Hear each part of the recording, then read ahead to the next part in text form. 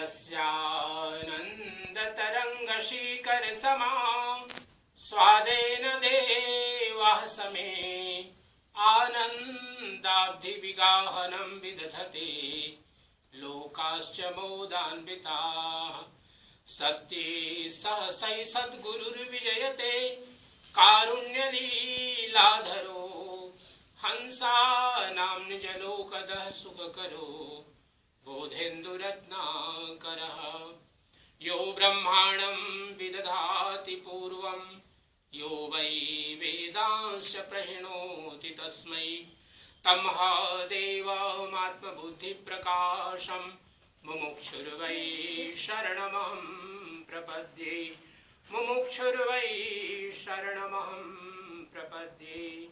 प्रेम से बोलिए सदगुरु कबीर साहेब की जय, सदगुरु कबीर साहेब की जय, सब संत भक्त समाज की जय, आज के आनंद की जय।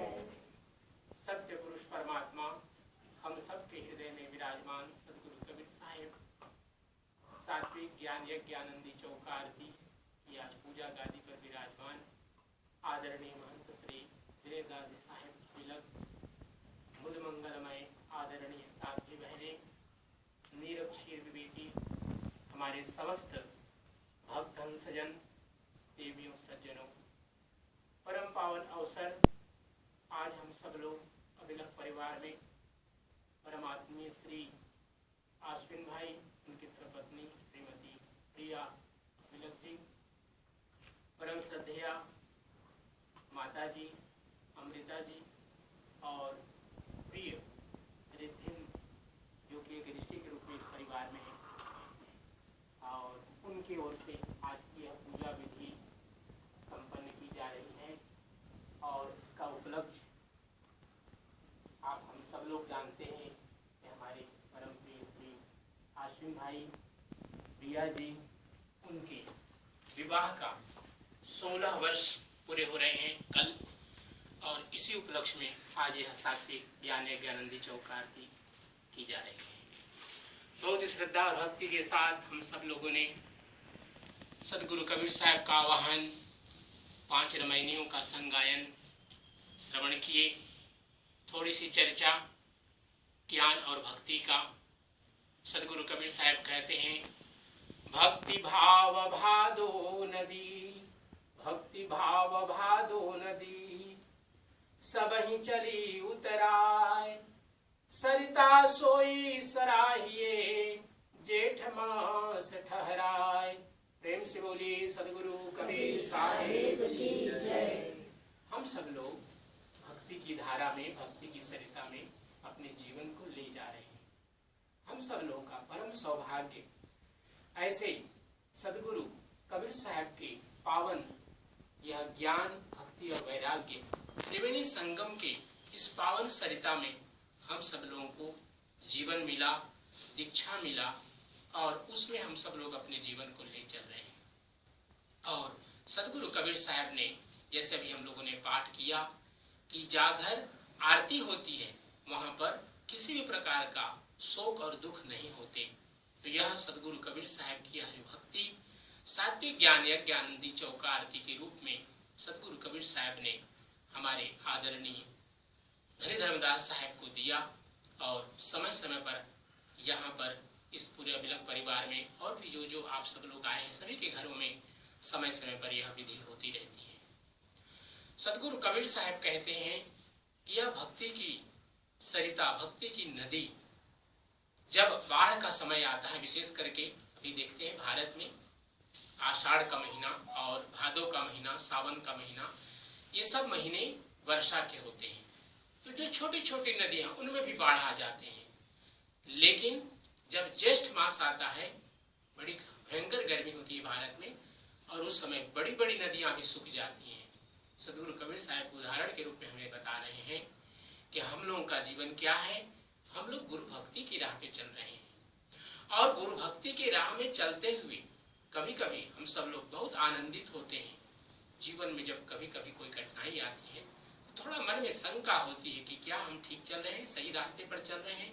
सदगुरु कबीर साहब के यही हमारे जीवन की एक परीक्षा है कि सरिता सोई सराहिए ज्येष्ठ मास ठहराए। आप सबका यह परिवार तो एक भक्ति का परिवार है और आप लोगों के लिए इस बात के लिए कोई बात नहीं कि आप कभी भी अपने मन में शंका लाएं कि हम लोग जिस मार्ग पर चल रहे हैं क्या उसमें कुछ कमी है।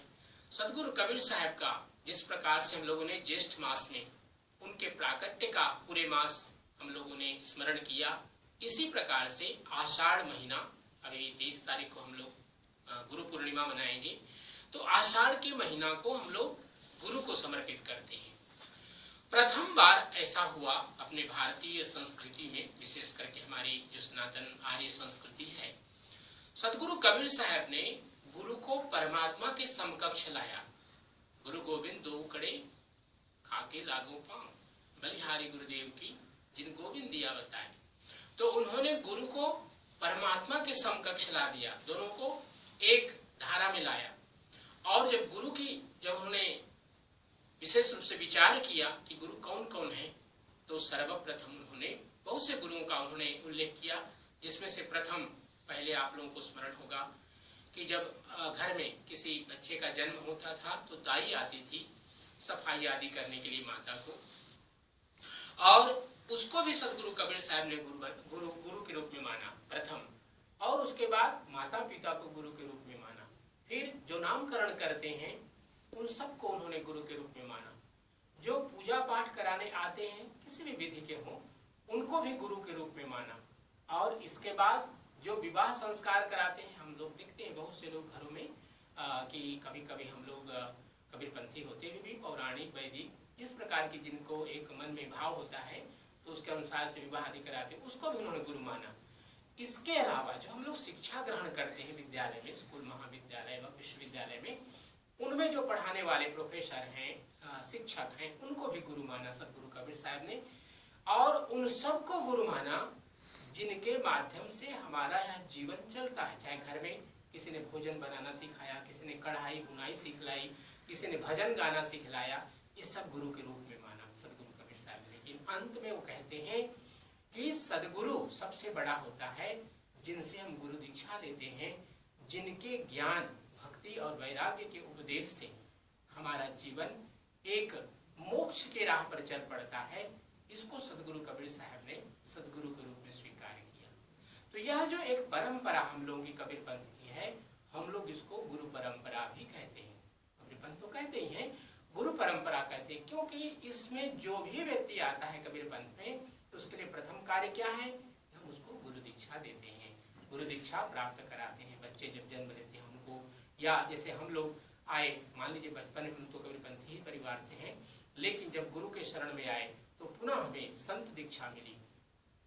और जैसे गृहस्थों के लिए अपने नियम हैं, कर्म हैं, उसी प्रकार संतों के लिए भी नियम है, कर्म है, बहुत कुछ। इस प्रकार से जब हम गुरु दीक्षा लेते हैं तो हमारे जीवन में दो प्रकार की विद्याएं आती हैं, एक है पराविद्या और एक है अपराविद्या। अपराविद्या में जैसे हम लोग अभी बैठे हैं, मीरा जी ने, उनके दोनों बच्चों ने और महंत साहब जी ने स्वयं मिल करके क्या किए, चौका की तैयारी की।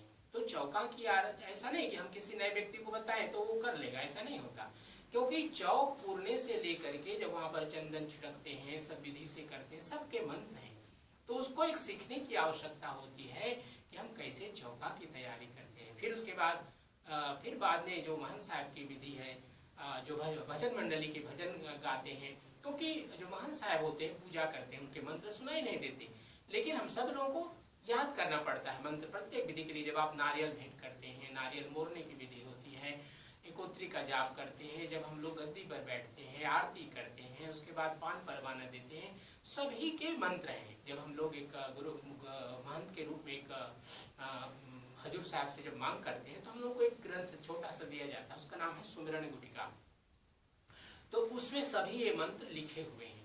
तो ये कबीर पंथ इसी प्रकार से गुरु परंपरा का एक पंथ है जिसमें हम लोग गुरु को सर्वोपरि मानते हैं। माता पिता जैसे हमने सबको गिनाया, कबीर साहब ने इसको गिनाया, हमने नहीं, तो ये सब हमारे लिए आदरणीय है। इनके माध्यम से हम अपरा विद्या को प्राप्त करते हैं, अर्थात इस संसार में हम कैसे जिएं, कैसे रहें, कैसे हम अच्छे मार्ग का चयन करें, इन सब के बारे में हमें ज्ञान प्राप्त होता होता है अपने गुरुजनों के माध्यम से।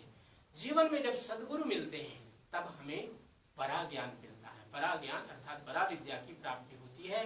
वो हमें बताते हैं कि जीवन में धर्म के साथ अर्थ कमाओ, धर्म के साथ में अपनी मनोकामनाओं को पूर्ण करो, और इसी प्रकार धर्म का जब हमारा फाउंडेशन होगा तो निश्चय ही मोक्ष की प्राप्ति हमें मिलती है। तो सदगुरु कबीर साहब ने इस परंपरा को जब उन्होंने कहा तो साहब कबीर कहते हैं, क्या कहते हैं, गुरु हैं बड़े गोविंद ते मन में देखो विचार, हरि सिर जेते वार है गुरु सिर जेते पार। प्रेम से बोलिए सदगुरु कबीर साहेब की जय। सदगुरु कबीर साहब कह रहे हैं कि विचार करो कि परमात्मा हमारे पूर्व जन्मकृत के अनुसार से एक गुरु भक्त के यहाँ जन्म दिए। हम सब लोग एक गुरु भक्त के यहाँ जन्म लिए जहाँ आहार व्यवहार सब कुछ शुद्ध है।